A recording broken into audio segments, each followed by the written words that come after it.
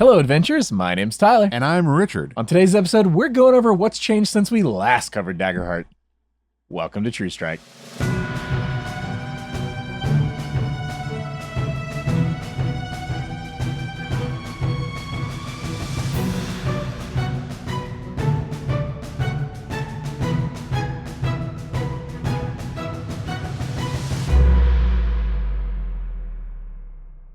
Howdy, everybody, and welcome back to the show. Version 1.3? Nuh-uh. Not anymore. No, we're on version 1.4 already. Yeah. Just when we got finished talking about 1.3. Finished talking about 1, 2, 3. Yeah, right. That's how I feel. Yeah, no. All done. And by the time you hear this, we'll probably be on 1.7. Don't you even say it. No. Because it'll happen. Spencer mentioned a 1.45, and I've never wanted to find this man and just give him a stern look until now, but I do. I mean, after going over it, we kind of see why maybe we're getting a 1.5. At least I have an idea. Yeah, there's seemed to be a couple goofs and misses on this one. Inconsistencies in here. Maybe they're just trying to get him out too quick. Well, yeah, I think they're honest mistakes. Oh, for sure. Or we're not seeing something. There we go. That's the whole thing. If you do see the change that we're not seeing at all, because we read these things like multiple times on some of them, and I'm not seeing compared them change. to demi-plane. Like I was looking for like extra periods, commas, typeface, everything. I was looking for any small thing, and I could not find. But only on demi-plane. But only, it's interesting. So yeah, if you do see the difference in the ones that we talk about, let us know. That we specifically point out that were marked on the change log, but doesn't mean they won't come through and shadow change. Shadow change it, and then we just look like big dummies. We got egg on our face. Yeah, so I'm waiting on that one too. I mean, that happens to me like every day though. Either way, I'm used to it. Please, if you figure out what we missed, whether it happened after we missed it or not, point at us and laugh. Yeah. That's fine too. But while you're pointing at us and laughing, hey, it's still May. So the Roll with Hope t-shirt is still available. If you would like to purchase it, $1 is donated for the Critical Role Foundation. If you would like to donate directly to the Critical Role Foundation, it is criticalrole.com/foundation. Critroll, not Critical Role. Critroll.com/foundation. We will have links to both in the description. That way you don't have to go by my word. It will just be there and you can click the thing without me misspelling things out loud. Yes. But that's it. All right. Me. So we're going to dive right into the new change log. So we're not going to go over everything in depth here because there are some changes on here that are just like clarifications or reorganizations. Yeah. If you really want to get into the weeds on that stuff, go ahead and go download the new playtest and look through it. They have different files in there for the whole thing versus like the updates and everything like that. So there's some stuff that we're going to kind of gloss over on because they're not as important as some of the other changes that we're going to talk about. Right. Like they're all important, but some of them you don't have to listen to our podcast to figure that out. Yeah, but we're going to go through the change log. And we're going to point out things, especially that we covered recently. Yes. So we're going to correct anything that's changed since then. Yeah. And yeah, because we're going to have to dive into equipment. We're going to have to dive into some level 1 domain cards. Plus, I just really want to talk about ancestry. We could, if I would love to make Ancestries its own episode again. No, but we have to do it all in one. We have to they're going to change it faster. Again. So, in fact, you know what? We're already a couple minutes into this. Let's just keep going. So, right at the top of the 1.4, we got universal changes. General, they reorganized and clarified some rules. A big one right off the jump. Advantage reverted to the previous D6 advantage disadvantage die. So now, with your advantage or disadvantage, you are rolling that D6 and adding or subtracting. Back to there. Yeah. They claim, and I agree, it's just simpler. Yeah, it is just simpler. Although it does kind of make me a little bit sad just because the extra crit chance of rolling the double, hope and choosing which one was neat. I think obviously you'd probably crit more there and stuff. And the other, more likely to roll with fear. Yeah. Is neat. But if this is just easier and people get it more, and I guess they got some feedback that pushed them back this direction. Simple and clean. Yeah. Action rolls added further guidance on when an action roll should be made. Yep. Cool. Introduction to the book.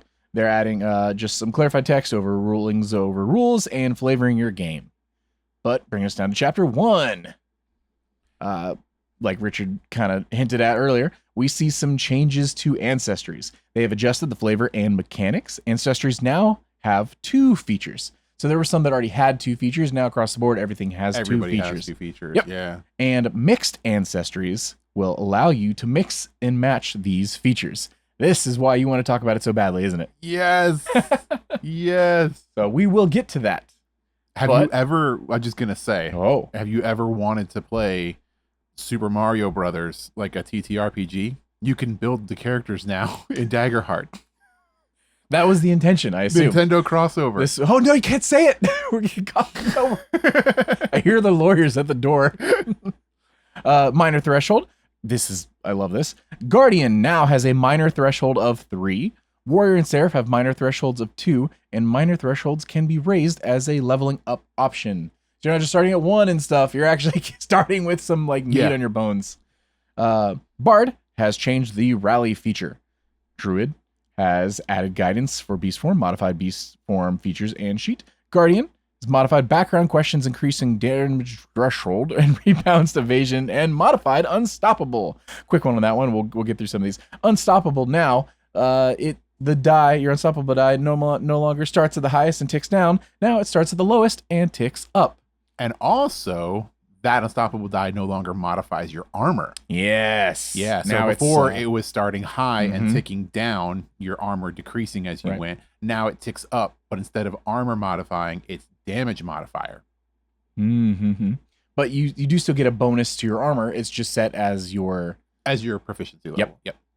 So any of you who are, concerned about, hey, the longer I don't want to go into combat after I activate this, it's just going to get worse the longer I use it until it's gone.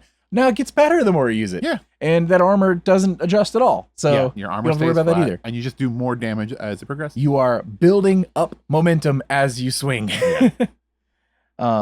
Ranger has modified the companion sheet. We will get through the Ranger's companion sheet one of these days. Yes. If they just slow down on putting out these updates.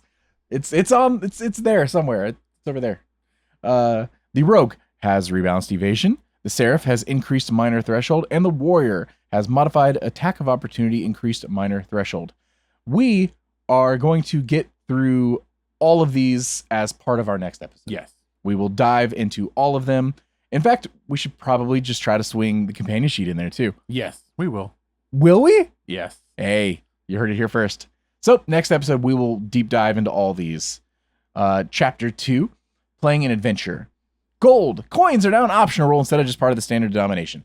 Some people were like, I love bags and handfuls and things like that. I don't want to go into specific coins. Some people love specifics for coins. I, however, want to be like, here's a coin, old chap, and not have to think about that or erase 1 coin from my inventory. Yeah. I get it both ways. It's, their game. They decided that it's by base. It's not coins. But now it's there if you want it. It's just like 10 to a handful or whatever, right? Cool. Neat. Optional rules. Yay. General rules. Added end of scene guidance. Added ongoing effects guidance. Cool. Domain cards. Rules moved from chapter 1 to 2. Wow. Big deal there. Downtime clarified that you can use the same downtime move twice during a rest. I actually didn't know this, so I'm glad they added this clarification. That's a good clarification. Yeah, because that was specifically to me. Because I would have been like, no, obviously they're different choices. You can't do 2 in 1 rest. That's ridiculous. Yeah, you could. Action tracker. Added a section clarifying what counts as an action. Leveling up. Changed level up options for all classes. Highlights include proficiency, now increasing with tier. Level 2, 5, and 7. And a minor threshold increase, returning as an option for all classes. I like that. Yeah. Let's get these minor thresholds up there. Unarmored. Clarified rules for unarmored characters. We'll have to get to that one too. Equipment. Rebalanced all armor, reorganized and squashed bugs and weapons and armor. Significant individual changes include stuff we will get to after we finish this changelog. Hey. We will go into it deep on this episode. Loot. Part of this is recategorized loot corrected a typo in Gem of Insight. Yay! Chapter 3, running an adventure. The GM's die. Added an optional rule that allows GMs to roll a critical success on attacks. Will this one stick, Mr. Richard? Yeah, it's an optional rule. You're not wrong. Yeah. I do love optional rules. Should we use this optional rule, Mr. Richard? Yeah. Do you want your GM to be able to crit you with the power of 1,000 suns? Yeah. Sick. I'm okay with it. Good. Because it's happening. Yeah. Example, GM moves. Added option for GM to gain a fear when a PC rolls with fear. Clarified that you can end a temporary condition or effect as a GM move or by spending an action token on the action tracker. Running GM NPCs. Added this section. We'll go over this next episode too. It's going to be big. Falling damage. Adjusted guidance. Do you happen to have this one pulled up right now? So, yes, I do. So falling damage very specifically is something interesting because we did want to talk about this real quick because it's not very long. If a character falls a long way to the ground, you can use the following as a guide. Optional. A fall from very close range deals 1d10 direct physical damage. Mm-hmm. A fall from close range deals 1d20 direct physical damage. And a fall from far or very far range results in a 1d100 damage or death at the GM's discretion. Mm-hmm. I know you did not like this, right? We each have slightly different feelings on this one. One, interesting that is optional. I mean, I guess, sure, if you want your like first-person shooter, you know, players can jump for 1,000 feet, hit the ground, and they're totally fine. Games, you don't have to worry about that at all. They're heroes. You're heroes. You're fine. Superhero landing, you're good. It's bad for the knees long-term, but short-term, you're good to go. Rolling a D100, like the fact that it's just the die gets bigger from that far of a range and just hitting the ground and only taking 1 damage blows my mind. So the way I'm okay with this, and here we go. The way I'm okay with this is that it's from far or very far. Mm-hmm. So we're not talking about an infinite range here. It's from far or very far. How do you handle infinite range? Or death at GM's discretion. I like that it's like, it could be 1, it could be death. So if it's far enough, the GM can just say, yeah, that's just death because that's too far. Or it's the 1d100, which can dictate your luck. Because I referenced the story of the plane jumper whose chute didn't open, landed in a field, sustained no injuries. I was gonna say Peggy Hill, but she was slightly injured.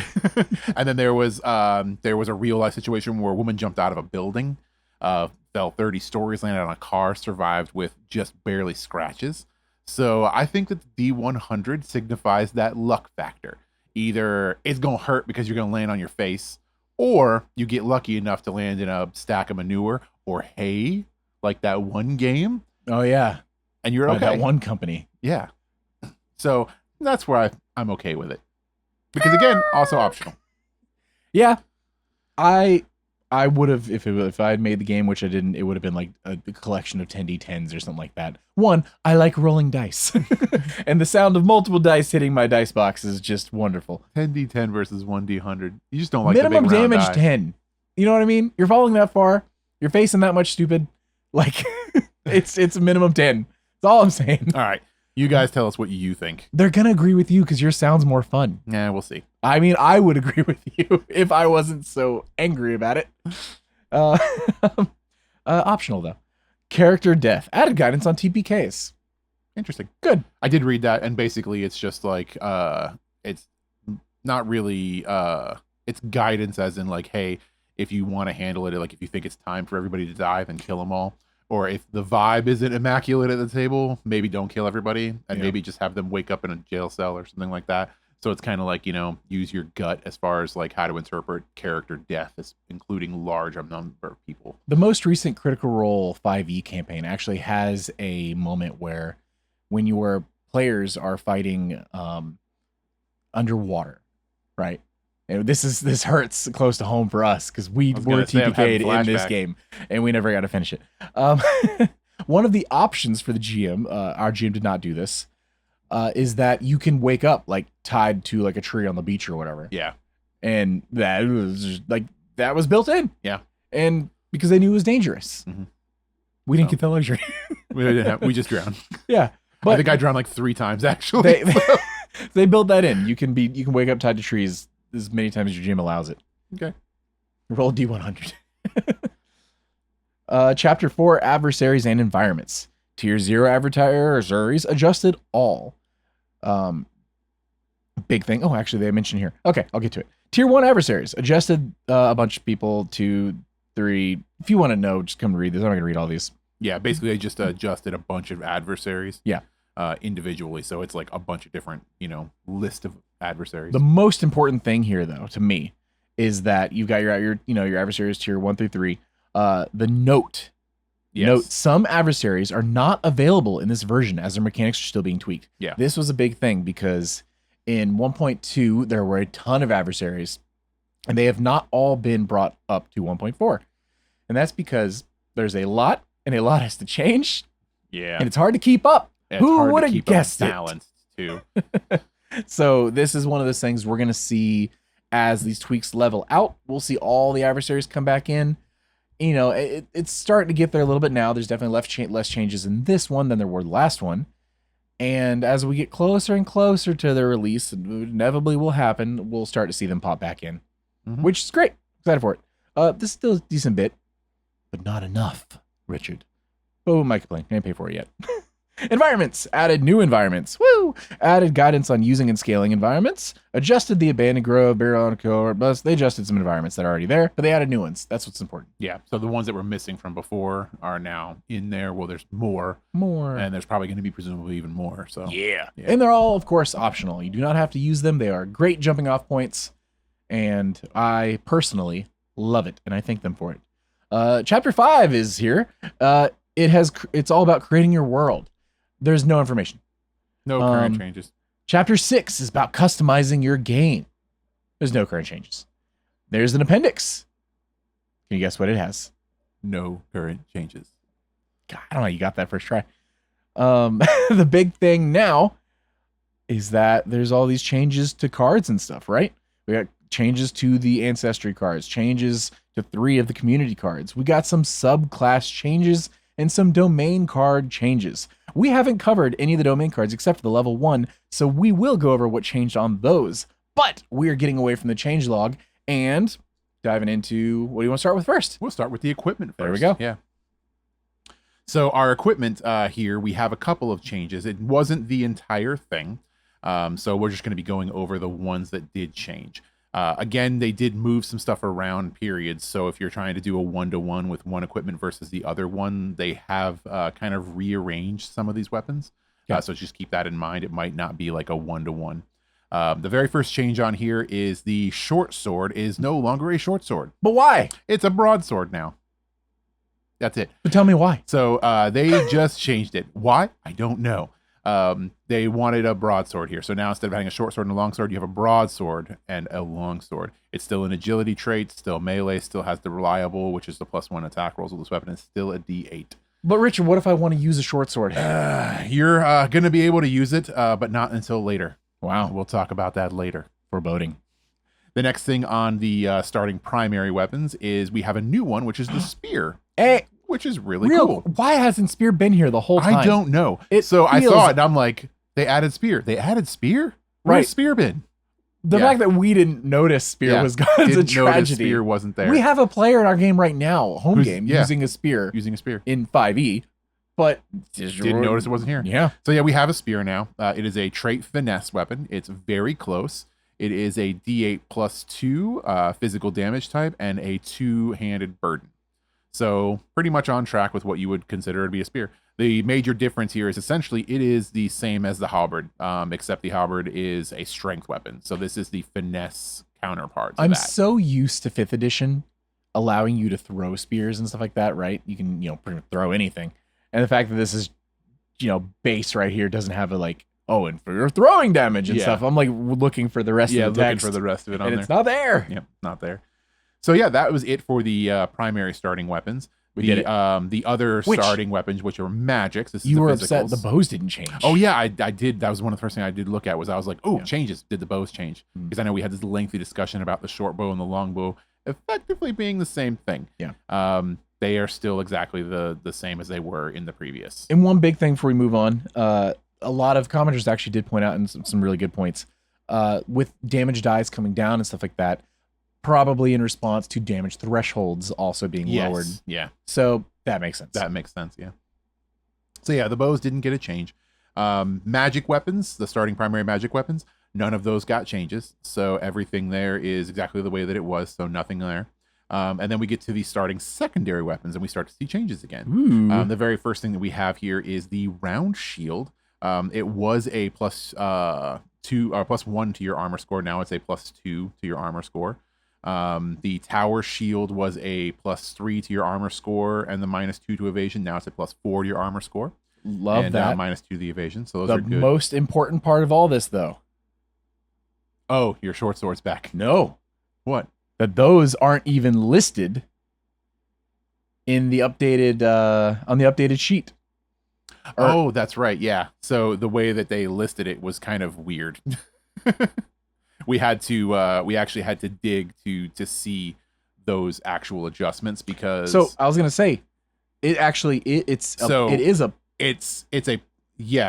is the weird thing. It's actually it's a +1. Right. So I was gonna say, did you misread this? I misread yes. that. Yes. It was a +2. It was a round +2. shield. Now it's a +1. Right. Yeah, and it was a +4. Now it's a +3. So both of these actually went down. Yeah. This was one of those oopsies we missed or we mentioned earlier. Old equipment sheet to current equipment sheet that they give you on the playtest.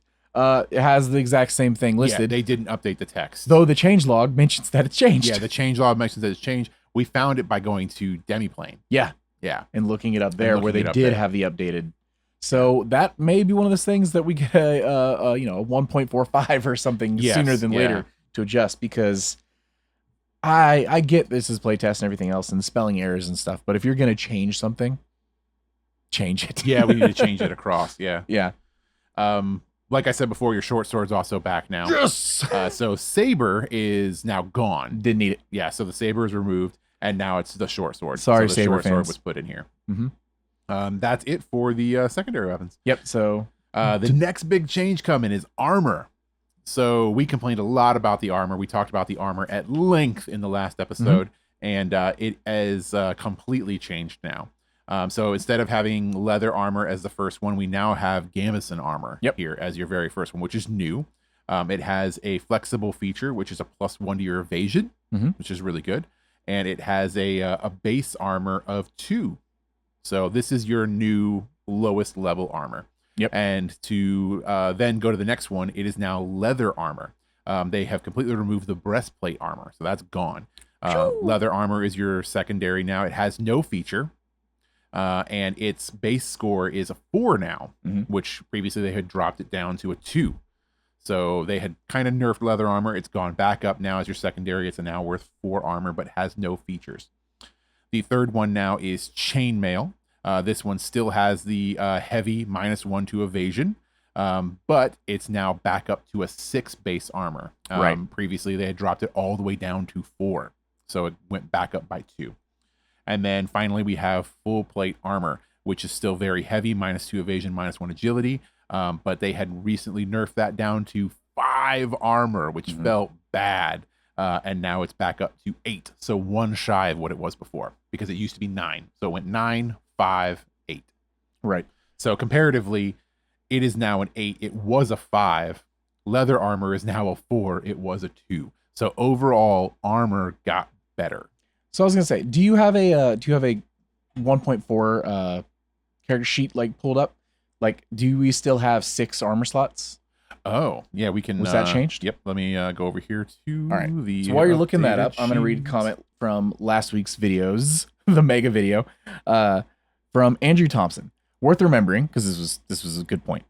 Worth remembering with armor that whilst the number has dropped, you do get twice as many armor slots, which was a very good point. So while it looks like the armor score of the heavier armors has dropped, they actually soak up more damage overall. Using the heavy plate, heavy as example, it was 3 armor slots at 9 armor, total 27. Now it's 6 slots at 5 armor, total of 30. So math there, totally great. Yeah, you're going from 27 to 30. Biggest issue is that there's less scope for tweaking armor now, so better leathers, just breastplates, the negative feels less unique. Excellent point there.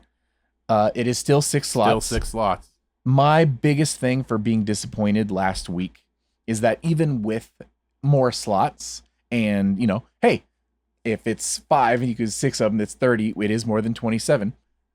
Oh, totally factual. You can use as many slots as you want, right? When you get attacked. Yeah. So you use 2, it's 10. Well, it's better than using 1 and it being, like 9 or whatever, right? Like, I don't want my numbers to go down, Andrew. I want them to go up. Yeah. I want 6 slots and 8. And 8 armor. Right. Yeah. Is that being greedy and, troublesome as a player or GM or whatever? Yes. I understand that. I feel bad on the inside when my numbers go down. That's it. I just want all my things to go up. All the things go up. It's power creep. But we all enjoy a little bit of power creep. In the moment, it's in everything. It's only a problem later. Yeah. But thank you for writing in. I thank you for doing the math. Everything. It's an excellent point. I'm based on that. I'm actually surprised to see them come up like this. I do love the 2, 4, 6, 8. Yeah. I love that so much. And because now we got what, 6 times 8? So 8, 16, 24, 36 is our top there. Woo! Yeah, I really like the starting armor now, the Gambeson. I really like that because it's got nice a base armor of flexible. 2, but the increased evasion makes it feel really good. Yeah. So I like that new starting armor better than having leather as where it was. But yeah. Thanks, Andrew, and thanks for everyone who commented last week. We appreciate all of you. Yeah. So next thing we have is our ancestries. Ooh, yes. Yeah. So not all of the ancestries got updated. Clanks, Ribbits. If you already had, like 2 and stuff like that, you were left alone. Yeah, those got left alone. But a vast majority of them did get some pretty interesting changes. Oh, yeah. Yeah, some very, very, very, very interesting changes. So 14. We are just going to go over these one by one. Do you want to trade off on them? I would love to. Would you like to go first? Go for it. That's a little confusing. Damon, I'm just going to read down. I'm just going to read the features. Yeah. Okay. So first you get Fearless. When you roll with fear, you can mark 2 stress to make it a roll with hope instead. Yeah. Yay! You basically mark 2 stress and you gain hope. And nothing bad happens. Well, hopefully. Because it's not necessarily succeed, right? It's just roll. Yeah. So maybe you want to fail with hope, and the stress is worth it.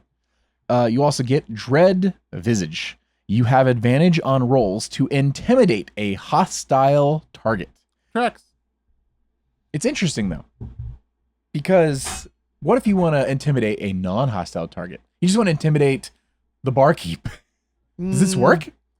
No. They're not hostile. Yeah, they're not hostile. It would have to be a Move hostile this cup target holder real quick because I keep hitting it. Yeah, it would have to be a hostile target. I get it. Yeah, I get it. Because not everybody's going to be intimidated by you just like existing. But so because this is they're in a hostile environment. Because they're hostile now, they are intimidated. In a hostile environment. Yeah, because things are getting heated. Bro, if we're fighting, are we fighting? Yeah, now you're hostile. It's fine. Okay, am I going to be more intimidated now that I'm heated? Yeah, you're going to be more intimidated because if I'm over here like cleaning my bottle of nondescript red water and you come screaming at me, I'm going to be intimidated AF. No, I'm just going to be annoyed at a crappy customer. Read about your dwarf. All right, dwarves, 2 features. We have increased fortitude. You can spend 3 hope to have incoming physical damage. That's Is this a short really joke? Cool. No. Yes. Next one is thick skin.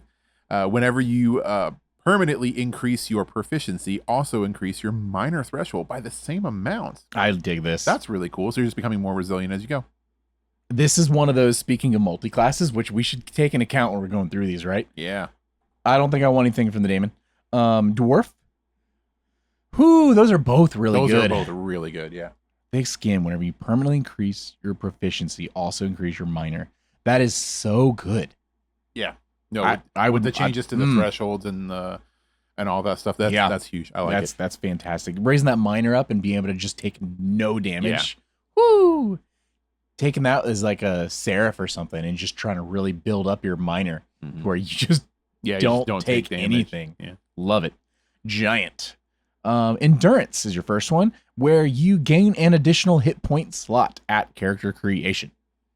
Okay. Helpful for everybody. Yeah. Giant also gets reach. While you wield a melee weapon, its range increases to very close. I like this. I like this also. I like this a lot. That's really cool. That's a pretty significant all things considered, like range bump. Yeah, I dig it. Elf. Celestial Trance. During a rest, you can now drop into a trance to make an extra downtime move. So elves get trance. Neat. Yep. Quick reactions. You can mark a stress to take advantage on a reaction roll. These are both very solid abilities. Absolutely. Yeah. Honestly, the downtime move, ooh, you're talking about utility the entire game. Mm-hmm. During a rest. So we're talking short rest, long rest, everything. You're always anytime you're doing downtime moves, you're getting an extra downtime move. Yeah. And then the other one, your quick reaction, that's just always going to be useful. Oh yeah, that's always going to be useful. Mm-hmm. Yeah. But that trance though, that one's interesting too. Just multi-classing in general. Like I'm an orc elf, and I'm over here just going into my trance. Going into trance. The role play options is kind of neat. Humans, first we get high stamina. Not me. Like I'm not the human for this example, but other humans I hear get high stamina where they take an additional stress slot at character creation. You know what? Maybe this is me. You can take on all that at stress. Character creation. I must have been given extra stress. You've got extra credit. Yeah. Adaptability. When you fail a roll that utilized one of your experiences, you can mark a stress to re-roll.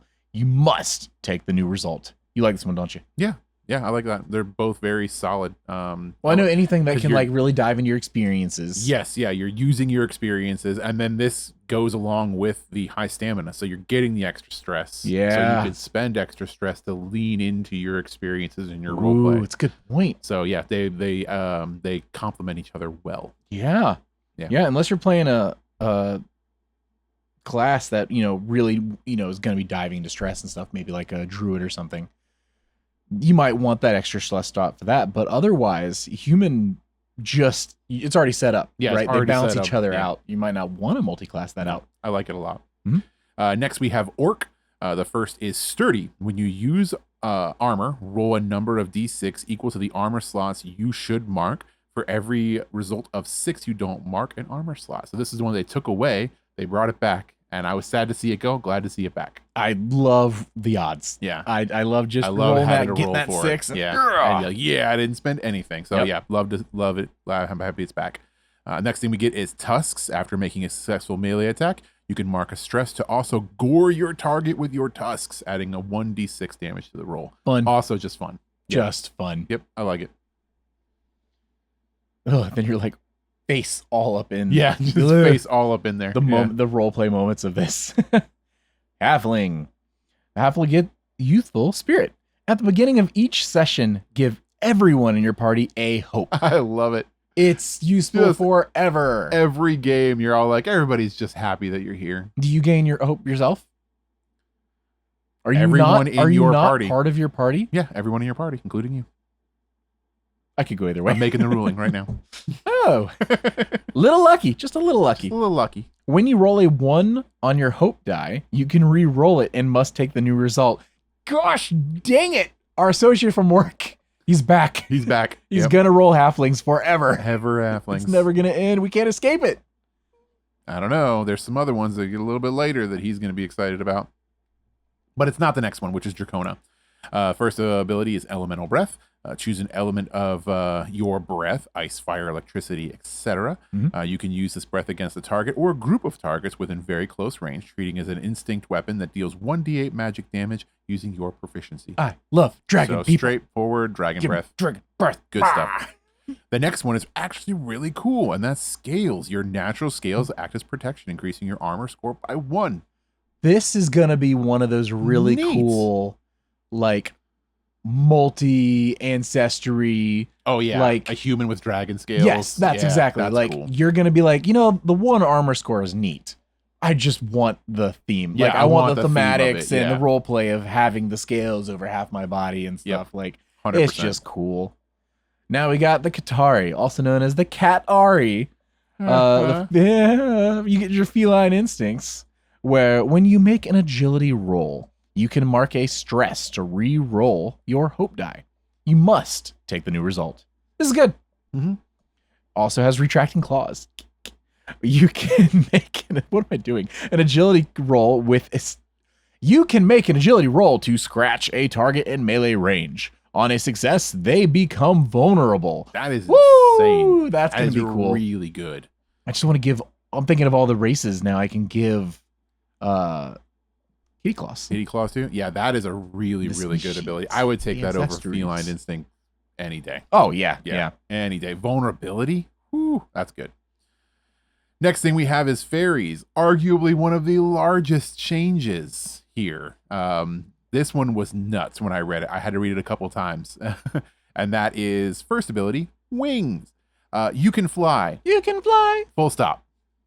So you can just fly now. They fly now. There's no, previously it was based on your level.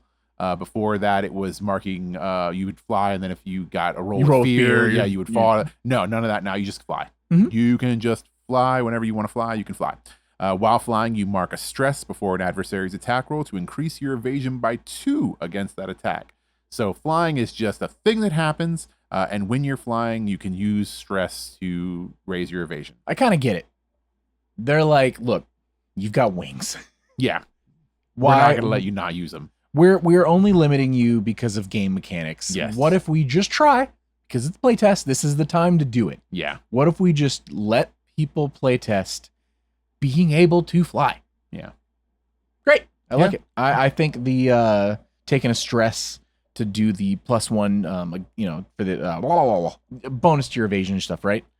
The +2 to help dodge the attack basically is rad. Yeah, it's cool. He's just barrel rolling in the sky. Exactly. Next thing we have is Luck Bender. Once per session, after you or an ally in close range makes an action roll, you can spend 3 hope to re-roll the duality dice. You must take the new result. Good. I like Luck Bender. I like the lucky fairy thing. It's really cool. So, biggest change, fly all the time. Fairies are really cool. I dig it. We're building our multi-ancestry. Oh, yeah. How many people are part fairy? Yep. My great-great-great-great-grandmother was part fairy. We'll talk about it in the mix. I'll tell you some of my game theories. Take off my shirt and I've got these teeny little wings. I'm a giant. Could you imagine the wings on a giant? Yasha. Oh, God, it's awesome. The Galapa. Just love it. The Shell of Protection. Your shell provides a natural shield. Add your proficiency to your armor score. Sweet.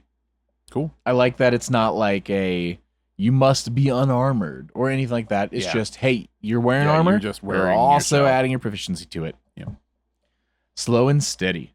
During combat, you can make a attack roll with advantage by placing an additional token on the action tracker. I'm starting to wonder if I need glasses the more we do these episodes. And I don't know if it's the strange lighting and the fact that I'm staring at a low quality tablet, or if it's the fact that I just get ahead of myself and I read words and I just assume they're other words. But maybe there's a tiny chance I need better eyes. You're just excited. You know what you need to do? Just take it Zoom slow in. and steady. Let me try. During combat. All right. Tell me about these goblins. Goblins. The time goblins. First thing we have is Danger Sense. Once per short rest, mark a stress to make an adversary re-roll an attack against you or an ally within very close range to you. I like that a short rest. Yeah, that's cool. Next one is Sure-footed. You ignore disadvantage on agility rolls. You're just naturally nimble. Can't be mad about that. No, honestly, both of these are really good. Yeah, just very solid. Knowing that you're sure-footed, you're never gonna have disadvantage on agility rolls. That's awesome. And Danger Sense being short rest, and that it lets you do it with an ally also, is pretty good. Yeah. I dig it. Tell me about the next most awesome ancestry change. I'm surprised you didn't want to go first just to get Fun Grill. So the Fun Girls use the Fun Grill network officially again. We're back, baby. You can make an instinct roll. You need a 12 to speak with others of your ancestry across any distance using your mycelial array. Mycelial. I can't talk or cereal. Read. Using your Captain my Crunch cereal. array. I'm going with Frosted Flakes. Sorry. You would. Difference here versus it just being in your lore. It's actually a roll. It wasn't. It's actually a roll now, so I'm okay with that. I think that's cool. I still like it being mycelial. and I like it being a role because then it's just that way. It's not just I'm going to use the mycelial network all the time, and it's just always going to work. Having a role means, oh, you're not catching anybody right now. Nobody's responding right now. This is cool. You're just bad at it. I just like it. I like it. This next one, though. Yep. Here we go. Death Connection. While touching a corpse that died recently, you can mark a stress to extract one memory related to a specific emotion or sensation. Wild. Is it wild? I just think it's fun. I was going to say, what game breaking, like, thing you're getting from this? Or this is not game breaking. This is just for your fun. role play. This is just fun. All of these are just for the role play. Yeah, and it's so information fun. gathering. Yeah, information gathering, like talking to a dead thing and pulling a topic related to an emotion, like, or a sensation is just like, I don't know, it's just cool. It's going to make the GMs work a little bit harder, but for just more immersion. You've probably already done this, but imagine playing a Syndicate rogue as a fun girl. Oh my god.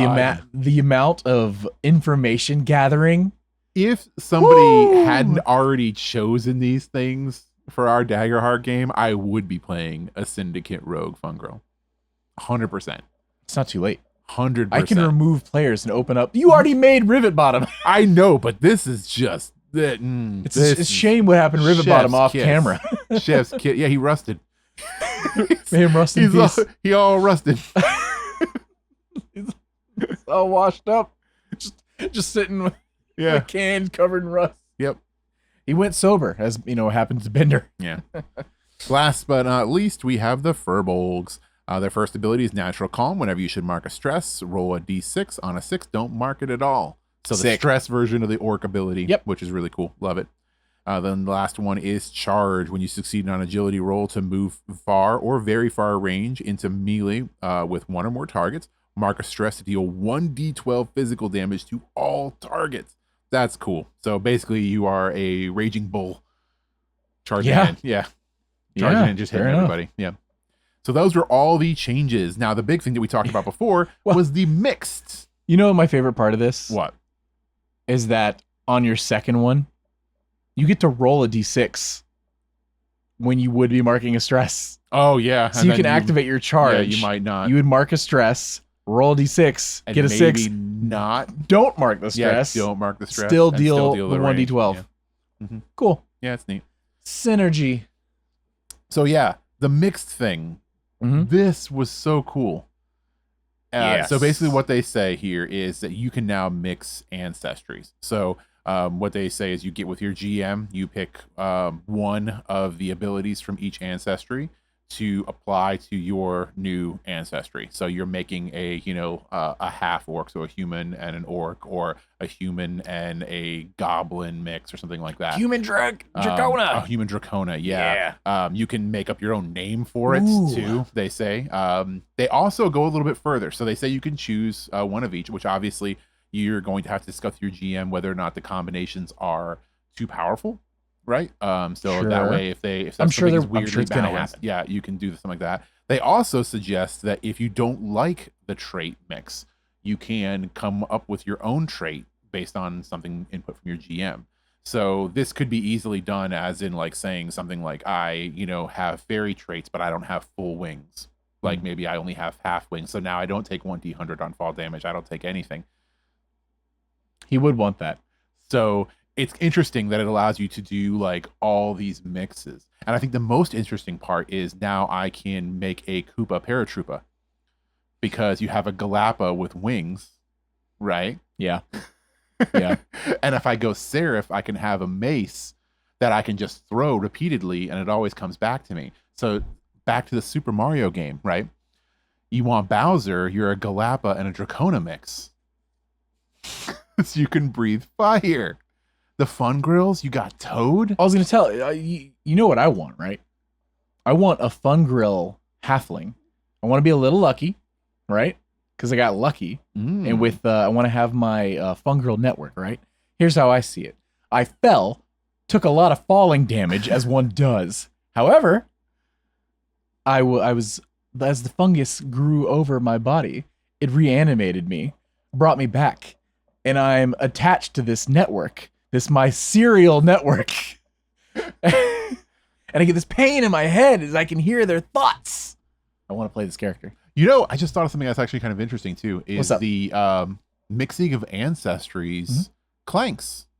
Yeah, which is really interesting because now you can have semi-robotic absolutely creatures. Have your right? androids. Yeah, you can have like an android. You can have somebody who like maybe did die and had a lot of their body parts replaced with you're just cyborg mechanical stuff, and you're like a cyborg, which is kind of interesting. Is Rivet Bottom part something else? I mean, that we don't know maybe about? he would be now. Woo! Yeah. It's not too late. Yeah. 1.4 is out. But yeah, this mixed ancestry is just cool. I think it's a really neat way of handling things.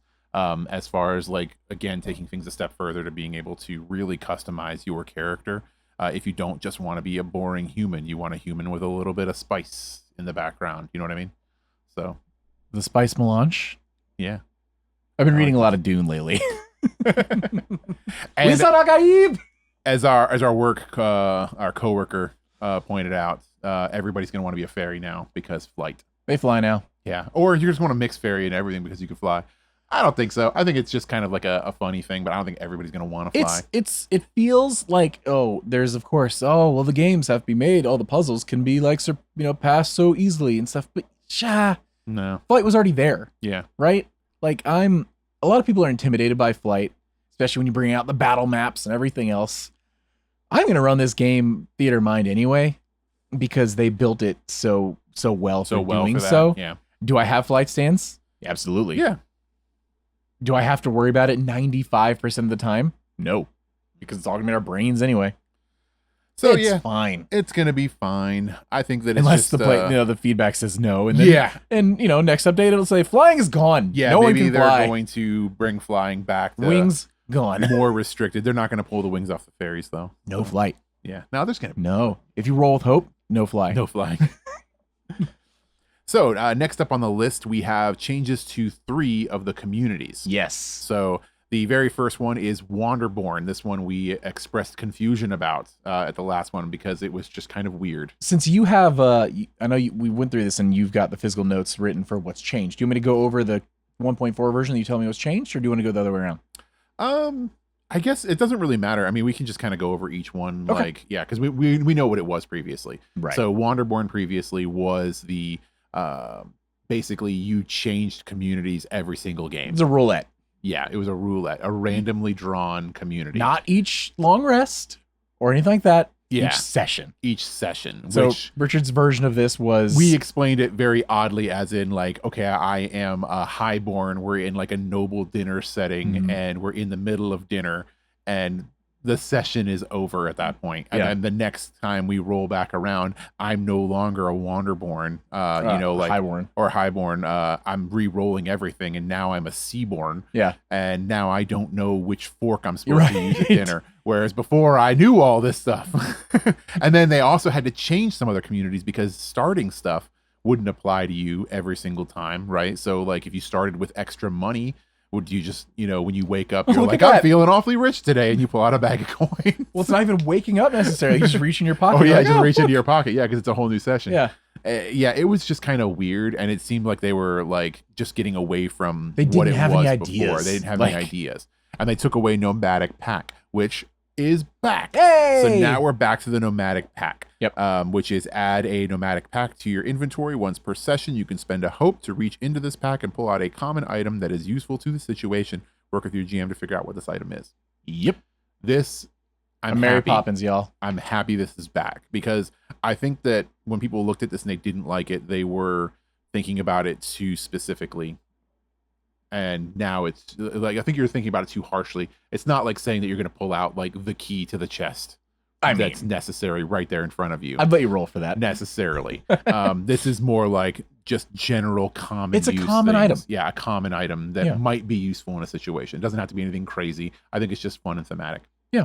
That's it. And you don't, just because you allow something as a GM once doesn't mean it has to be exactly allowed the next time. Yeah. Maybe you had one set of like lockpicks. Yep. You're like, hey, I have lockpicks. You got any more? Sorry, I had the one. Yeah, only other one. It's stuff you could have found along your journey and things like that. Which makes sense for the Wanderborn. I love it. It's cool. Ridgeborn. Yep. So right now it is steady. You have advantage on rolls to traverse through dangerous cliffs and ledges, navigate harsh environments, and use survival knowledge. Additionally, you gain an armor slot at character creation. That's Useful. really cool. Yep. Before it was your severe damage threshold was increased by 2, which I like better. And that was it. I'm not saying it was better. I'm saying if I had liked it better. I liked it better. If I was building a character, no. I want the damage threshold up because I'm taking that armor slot. The damage threshold is always applicable. Yes. Versus an armor slot, which is that one-time use thing. I don't know. Until I you get more. I think I like Ridgeborn as it is now. I think I like the armor slot. Okay. Just personally. Seaborn, know the tide. You can sense the ebb and flow of life. When you roll with fear, put a token onto this card. You can hold a number of tokens up to your level. Before you make an action roll, you can spend 1 or more of these tokens to add them as +1 modifiers to your attack roll. At the end of the session, clear all unused tokens. So this ability is essentially the same. They reworded the entire thing to make it more clear. The only change that they made is the very end. So now it's at the end of the session, you clear all unused tokens. Before, you would bank those as hope for future sessions. Yep. Which kind of encouraged you maybe to hold on to them. Maybe hold on to it just and not use load up with hope next session. If you kept doing that every game. Yeah, you would have just so much hope hope. all the time. Yeah, pulling hope forward. Now, it's use it or lose it, which means you're not going to have as much of the FOMO sensation, I don't think. Right. I think you're more likely to use this ability. Yeah, I still hate it. Now you want to use it before it's gone. I hate this too. Yeah, I still hate it.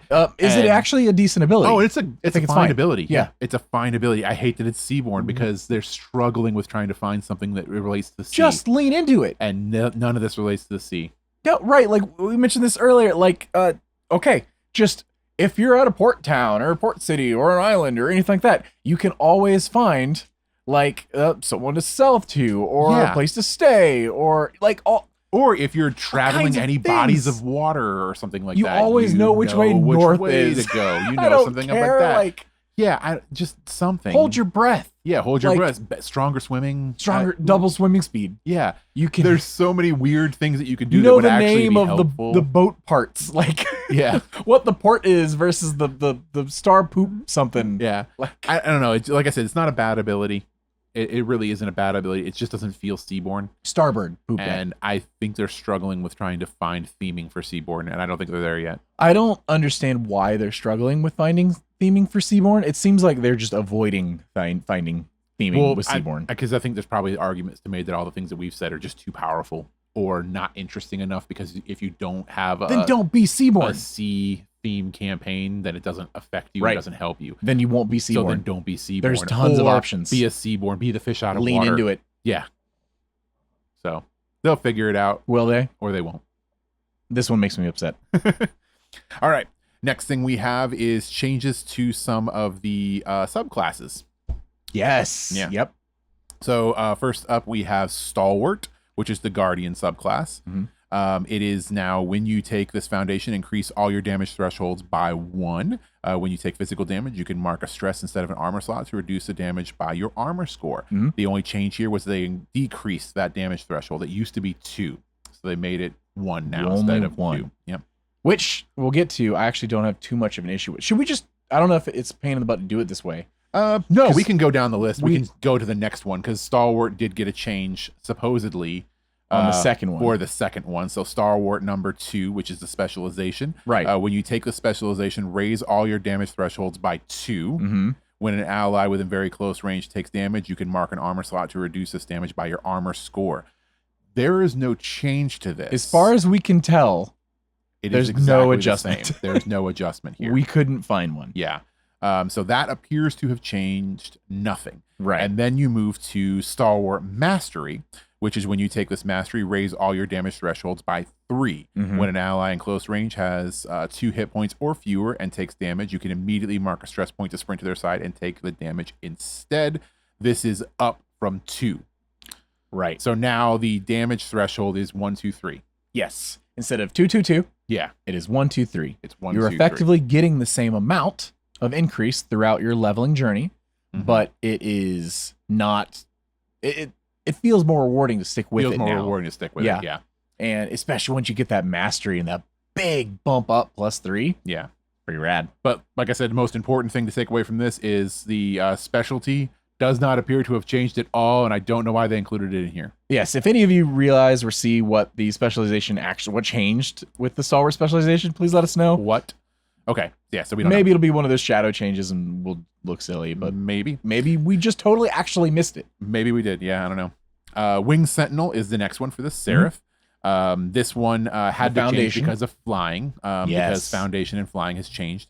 So now you can fly. So again, just like the fairies, you can just fly. While flying, you may spend a hope to pick up and carry another willing creature that is approximately your size or smaller. And you can mark a stress to deal 1d8 additional damage on a successful attack. This is big because previously, you had to fly based on the number of minutes or something like that. It was your proficiency. Yeah, it was your proficiency. Yeah, it was the equal number of total minutes you could fly, and you had to do hope to do that. So now it's just free. But the biggest thing here is before it was weapon attacks deal 1d8 damage. Now it's any successful attack. So it doesn't have to be a weapon attack, which is really cool. So it's any attack across the board. Yes, which is my favorite part about the whole thing. The specialization for Winged Sentinel did not get a change at all. But then we jumped directly to the Mastery version of Winged Sentinel, which is when you take this Mastery, increase your severe damage threshold by 4. While in flight, your Winged Sentinel Foundation feature deals an extra 1d12 damage instead of 1d8. Again, this is another one that didn't appear to have a change, but it's on here as a changed card. Yeah, we're a little confused. Cannot see that there's any change here. And like I said, we checked everything, including spelling and or periods or anything like that. We can't find anything here. And minor correction to ourselves, it was level, not proficiency. Oh, level, not proficiency. Minutes, yep, equal to your level. Okay. Yep. So yeah, again, Mastery didn't appear to change on that one. Back to the Foundations, we had a change to the Rogue Syndicate. This one right here basically is the same exact thing, which I'm going to go ahead and read you the new version of the card. It says, when you arrive in a prominent town or environment, you know somebody that calls this place home, give them a name, a note to how you think they would be useful, and choose one of the following lists below. They owe me a favor, but they will be hard to find. They're going to ask for something in exchange. They're always in a great deal of trouble. We used to know each other. It's a long story, or we didn't part on great terms. The only change here that they made was the wording of the very first sentence.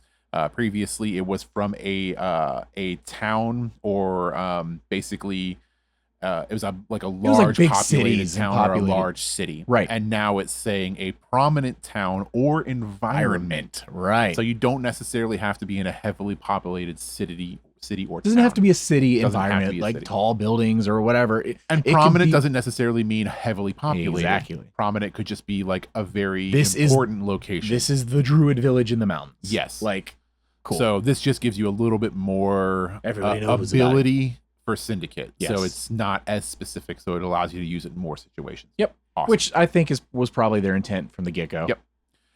That was the only thing for rogues that changed. So Syndicate's Foundation is found. That's the only one. Yeah. The next specialization, because that's the only foundations that were changed.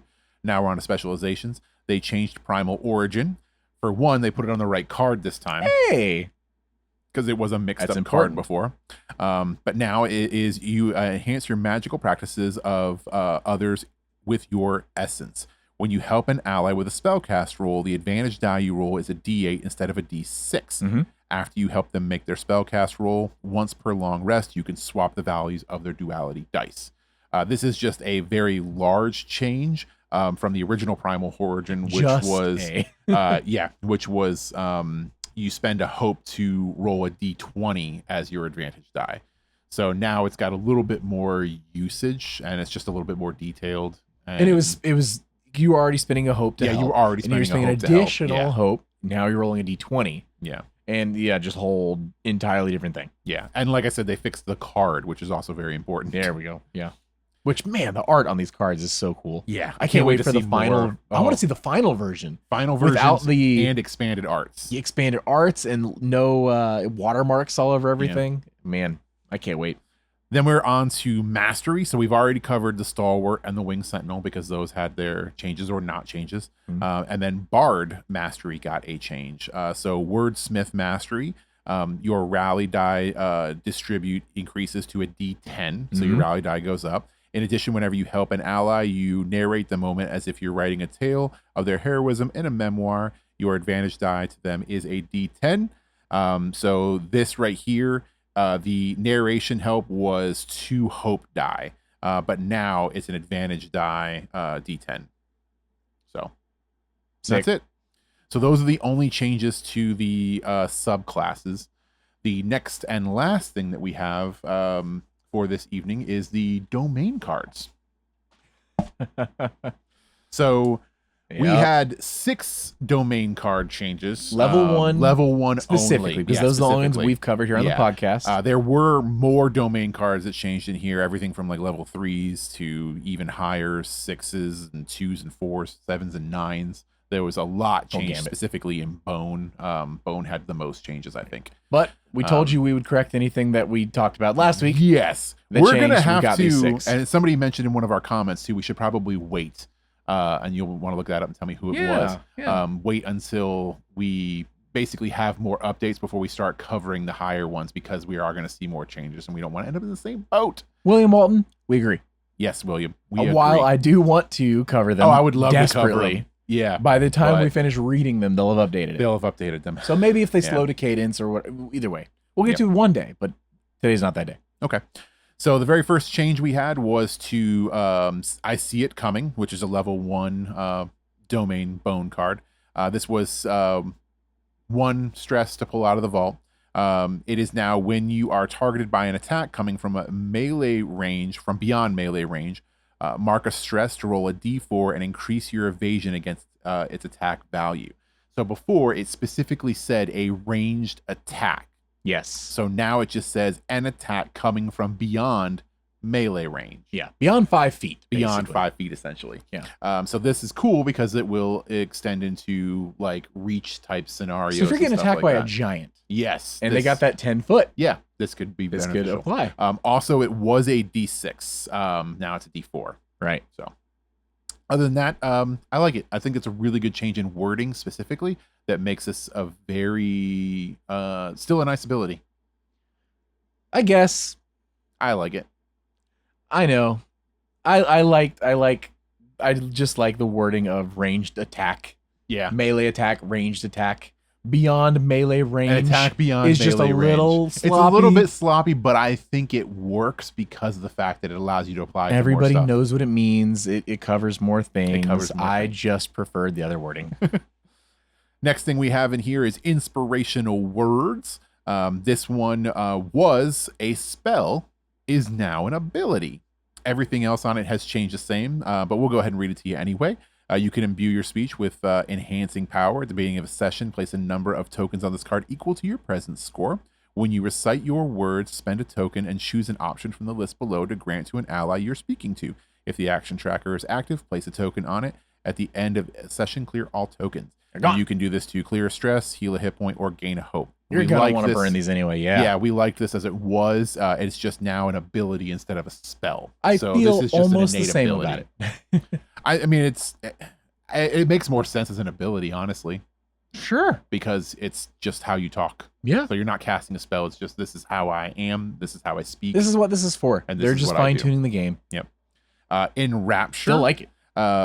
This one is make a spell cast roll against a close target. On a success, you can temporarily keep their attention on you, narrowing their field of view and drowning out any sound but your voice. Once per short rest, you may also mark a stress on a success to deal a stress to the target.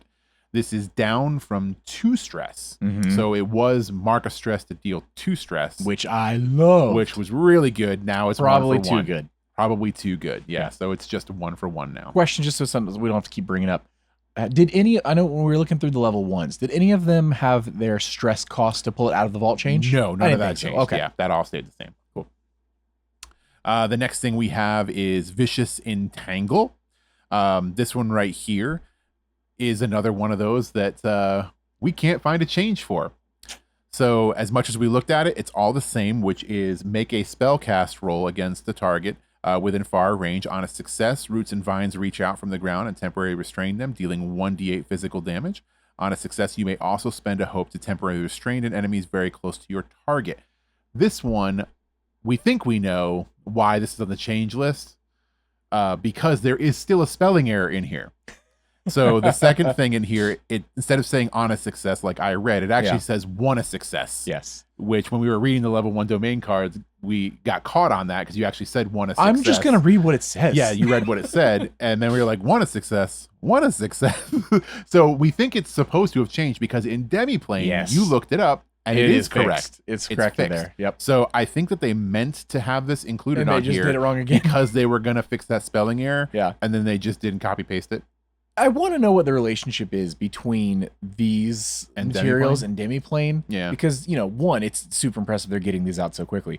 Two, it's incredibly impressive that Demiplane is updated so quickly. Yes. And three, are they updating it on Demiplane and then making these? And then making the changes here? Because they've got to be. In this instance, it's corrected there, but not here. No, not necessarily. Because like I said, the fact that... we don't know what the back end of the Excel sheets look like. Well, when we look at these things, when you look at this, when you're on the updated cards, they're only putting the cards that were updated on this list. So it's not all the cards.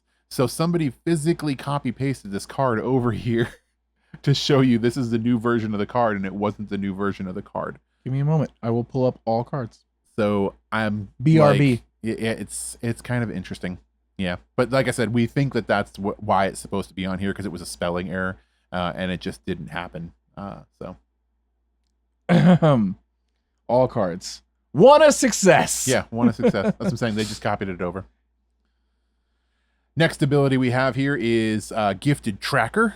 Make a spellcast roll to track or ask a GM one question. You'd be able to learn about a specific creature or group of creatures based on signs of their passage. If you spend a hope for this roll, you can double your spellcast trait as your modifier. If you encounter any creatures you've tracked, your evasion against them is a +1. Mm-hmm. Previously, it was a +2. So they brought it down to only a +1. So they made it a little bit weaker. Yeah, I'm not happy. I like it when it's good. My numbers going down always makes me sad. It is what it is. Is it though? Because I don't know. I'm not big on this ability. It's an okay ability. It's not the strongest ability, but I do like it. It's not as good as the one that lets you just talk to trees. Yeah, I'd take that any day. That's the one that's cool. The one that you just talk to the trees. Vicious Entangle also better. Vicious Entangle, yeah, I like that one. But yeah, Gifted Tracker is just merely okay. And finally, we have Reassurance. This one right here used to be a spell, is now an ability. Yeah. Once for a short rest after an ally attempts an action roll, but before the consequences take place, you may offer assistance or words of support. When you do, they may re-roll their dice. They must accept and use this new roll. That has not changed at all. So everything there is the same. They just changed it from a spell to an ability. So again, it's more like your words just have this power. You're not casting a spell. Your words just have this effect on people, which seems fitting. Golden vocal cords. Like golden vocal cords. And that is it for the updated domain cards. For today. Yeah, we are going to go and deep dive into some of the other stuff that we talked about before, because obviously there is more stuff to talk about here. But those are the biggest things, mostly, like I said, things that we already covered. That definitely changed. Right. And of course, as always, if you get a moment, look through this, change log yourself. It's like I said, it's smaller than last time, so we're getting somewhere. Yeah, they're fine tuning some things, but they keep adding chapters. So I'm interested to see, like, once the changes get a little, all right, cool, we're kind of like really getting this, and here's all this new stuff, and then it's gonna be like all over again, and just kind of work our way back down. But I'm the meat and potatoes is always going to be the classes and the ancestries and stuff. So maybe not. Maybe we'll get some of the GM stuff that'll just kind of be like, hey man, this is how we recommend you do it. Some spelling issues get fixed, and we're good to go. Some don't get fixed. Some just get fixed over here and not over here, and maybe the shield hasn't changed. Maybe it's exactly the same. Depends where you look. Depends on where you're looking. Yeah. But it does seem the Demiplane is pretty consistent. So if you are unsure about something you're seeing in here, we have found if you check Demiplane, you're probably going to get the right answer there. Mm-hmm. So don't be afraid to cross-check on Demiplane, because it seems like it's getting updates, and it seems like it is more readily relevant on these things. So do keep that in mind. Woo! Also, William Walton, thanks for the heads up. It was something me and Richard we'd noticed going through the list earlier about the equipment and stuff, but you did reach out to us like, hey, heads up, the shields are off. Yeah. Legitimately appreciate you. Thank you so much. Yes. Thank you. You got anything else for today? Or should we start getting notes ready for next week? We got to start getting notes ready for next week. All right. As stressful as it was to see this update, I liked this update a lot. There has been an update I've disliked. The last one wasn't great. Advantage, disadvantage. Yeah. You glad it's back to D6? I'm glad it's back to D6. Okay. I think I'm going with the simple, clean answer. I think simple clean's I better. think it's fine. Yeah. At first I was a little bit sad. I'm like, oh, but then I was like, no, crit chance, I'm okay with it. But I'm okay with the way it is. Yeah. And like I said, overall, the last update I wasn't as hype about. Like, it had a lot of things that I didn't like in it. Specifically things like the Wanderborn and the mycelial network, stuff like that. So this one I really liked.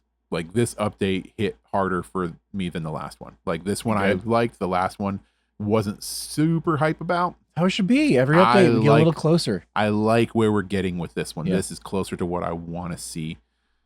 I realized earlier while we were going through this, I think the reason I'm so excited about Daggerheart isn't even just, hey, I like where they're headed with it and everything else. It's that it feels like the team making it is excited to play it. Yes. And I don't get that vibe from some of the other games anymore. That's true. And it's contagious. Yeah. Seeing the creators so excited and adamant about the changes and getting player feedback and implementing it so quickly, it's becoming such a close-knit, like, positive community already. And I'm hoping it stays that way because I want to be part of it for years to come. Yeah, for sure. I dig it. Yeah, I thought you were going to say it was the prospect of the Super Mario RPG TTRPG crossover event. But for now, I've been Tyler. And I've been Richard. And we've been True Strike. Bye! Goodbye. Yeah, what he said. Hey, adventurers, thanks again for joining us today. Please be sure to give us a follow on your favorite podcasting platforms and YouTube. If there's any questions you'd like to write into the show, you can hit us up on X, Threads, or Instagram. New episodes released every Tuesday at 2 p.m. Eastern. Thank you for listening to True Strike.